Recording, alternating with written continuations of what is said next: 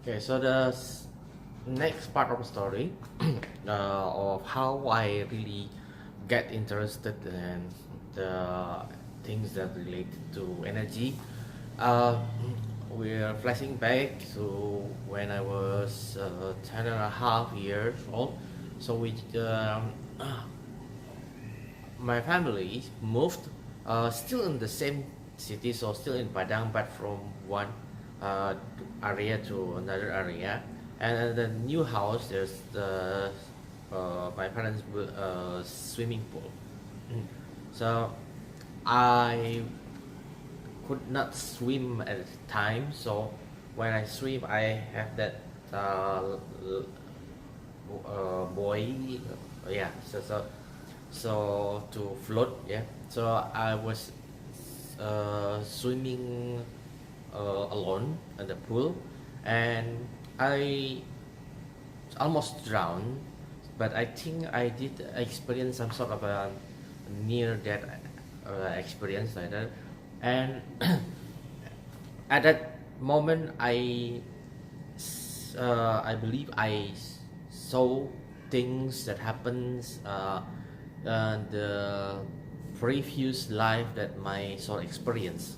So um, I saw a band uh, wearing the military suit of something that looks like an ancient China, and the man was uh, bringing a horse that tag along, but he has arrows in his body, so he's seriously injured. So he was walking with the horse, and when he sees a clear pond, he feels really thirsty, and he got down and take some drink. But after drink just a little bit, he fell down and with her face in the water and died. And after that scene, I also see a woman the crying and then hang herself with a, a long scarf. Okay, it still looks like an ancient China, so I think that's directly related to it. So the she hangs herself and died, and that's um so it's really bugged me as someone who is only 10 and a half years. It really bugs me. It was like, what the hell? I mean, is it because I've been watching too much martial art movie or something like that? But uh, it's just not just doesn't stop at that point. Okay, so um, ever since that the event, for about 4 or 5 years and afterward, every week I always dream, and the dream is almost like the parts of a stories.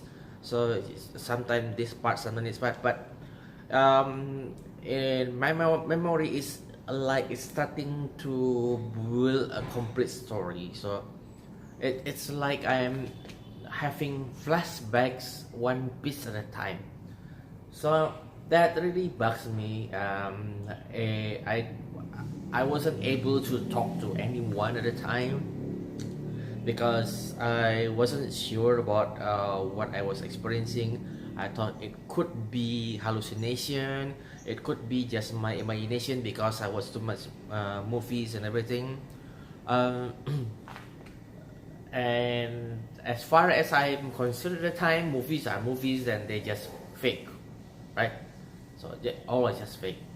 But going back to where at my first month in the United States, when I was able to actually do the energy circulation, and then I think, okay, so not everything in the movie is fake.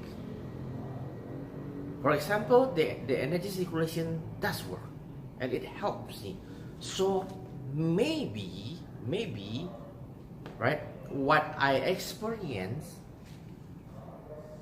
is also not fake. So maybe there's something to it. So maybe it's not just my imagination.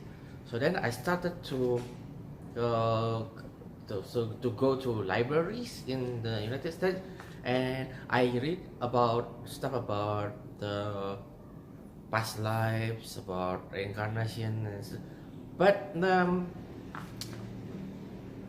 materials that I read, it does not explain a lot. I mean, the way that people explain about or what they experience, it seems like they have more about their beliefs, so they already have a set of belief and they frame their story inside their belief. So they're not telling things the way it happens to them. They're telling things the way it looks from the perspective of their faith.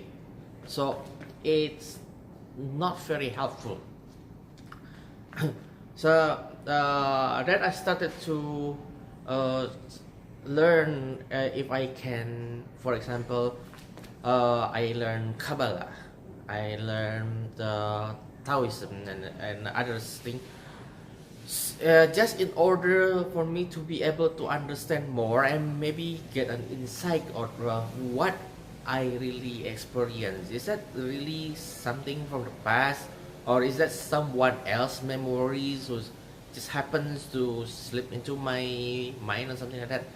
So so that's when I first understand that the idea of that as a slow fire, quick fire, but the name wasn't mentioned as Kundalini. Yeah, so the names are different, but I getting the point that there are various types of energy, and that we can actually harness the energy to do a lot of different things. But of course, those are books, right? I did not manage to actually get any serious progress in practicing from following the books.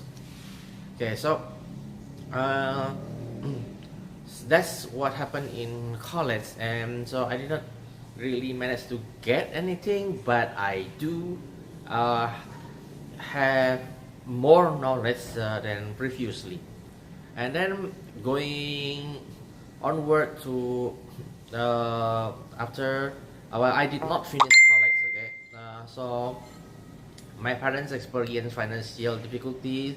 I couldn't get a proper job in the United States, so I had to go back.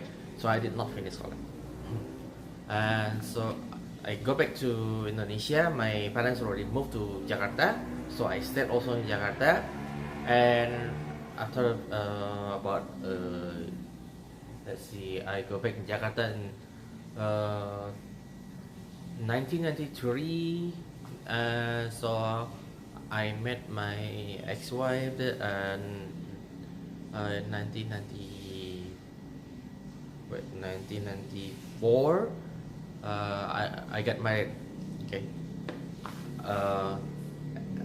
And going forward, in 1997, my older brother, Irwan, he studied Reiki. I think he studied Reiki in Australia, and then he taught my parents about Reiki, and they decided to do the Reiki business together. And that's the next part into how I get involved even deeper into the energy world. Okay, so I'll continue on the next video.